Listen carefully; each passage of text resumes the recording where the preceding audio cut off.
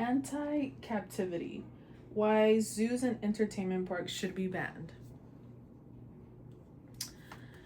On February 24th, 2010, a SeaWorld's trainer's worst nightmare happened during the show Dine with Shamu. At SeaWorld Orlando, an entertainment park, a killer whale named Tilikum was on break with its trainer, Don Bradshaw. When Tilikum decided to take her by his mouth, dragged her into the pool, and killed her. This was Tilikum's third death. According to journalist Tim Zimmerman, he states a frustrated killer whale, whether it's struggling in captivity, social structure, poor health, or training failures, it is a potentially dangerous killer whale. The killer whale is an animal and they are not part of human family. According to How Animal Captivity Affects Mammals by Hannah Goldston, she states it affects their brains, behavior, and health. Captivity strips animals of their natural habitats, families, and daily activities. Zoos and entertainment parks should be banned because they keep animals imprisoned. As fun as it is to see an elephant at a zoo wandering around, or seeing a giraffe in person for the first time and being memorized by Earth's beauty, it is not correct nor humane to keep animals in captivity for human enjoyment. First, I will explain why captivity steals an animal's freedom, the psychological stress, and why animals are being exploited. Captivity steals an animal's freedom and it affects its autoimmunity. Wild animals exhibited in solitary confinement are subject to change in their behaviors. Morally wrong to keep animals in solitary confinement. According to an article, Animals in Zoos by BBC, animals are deprived of their natural social structure and companionship. Animals are deprived from their natural habitat, and returning them back into the wild is difficult for them. In May 14, 2024, an article published by Born Free USA, they state animals are cramped into cages. Even though some larger facilities try to recreate the animal's habitat, it can never account for their home in the wild. Keeping animals in zoos and entertainment parks also affects their behavior.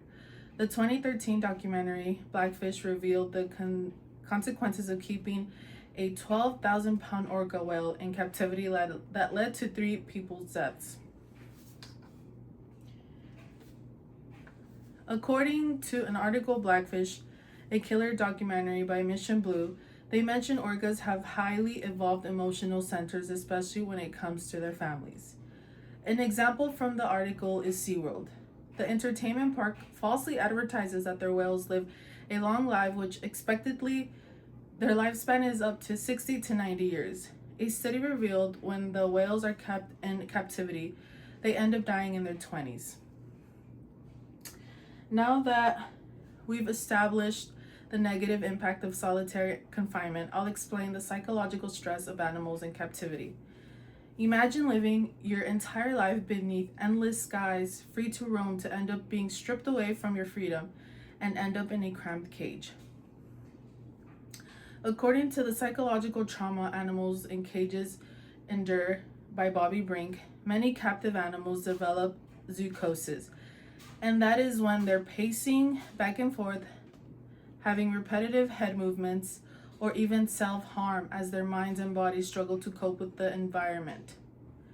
Captive animals lose their instincts. They no longer need to hunt for food, escape predators, or explore the wild.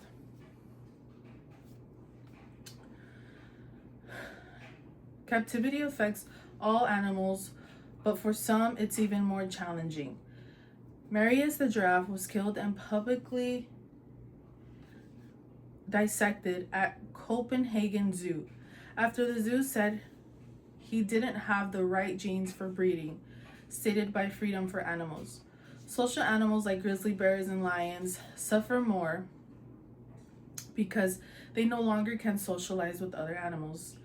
Grizzly bears can walk thousands of miles and lions hundreds of miles, but when kept in captivity, they get hopeless and walk not even a third of that.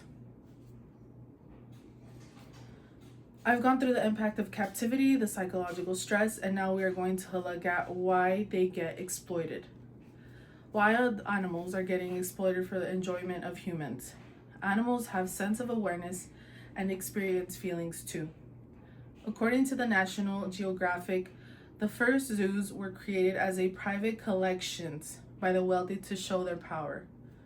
Wildlife animals endure mistreatment from stressful situations compared to their habitat. Usually, in order to legally have an animal in captivity, the government needs to grant a permit, whether it's for scientific research or for educational purposes. Zoos are horrible at keeping animals alive in captivity. According to the Organization in Defense of Animals, they state zoos are poor at keeping elephants alive. A lot of elephants are located in Africa and Asia. From the moment they are captured in the wild to be sent to a zoo, they are terribly mistreated. There is exclusive footage of a young elephant getting caught and sedated and wrapped with rope and put into a trunk, and you can see men just kicking it and the elephant looking hopeless.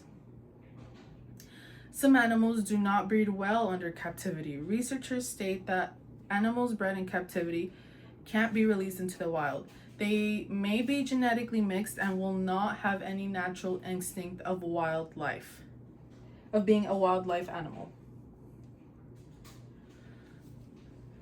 I've gone through why captivity steals an animal's freedom, the psychological stress, and why animals are being exploited. Wildlife has a sense of self-awareness and feelings like humans, and it's important to keep them away from zoos to prevent them from going extinct. Tragically, there is no escape from the zoo and entertainment parks for the wildlife. When we imprison animals for entertainment, we don't project nature, we silence it. We must stop normalizing amusements from a zoo and let animals be animals.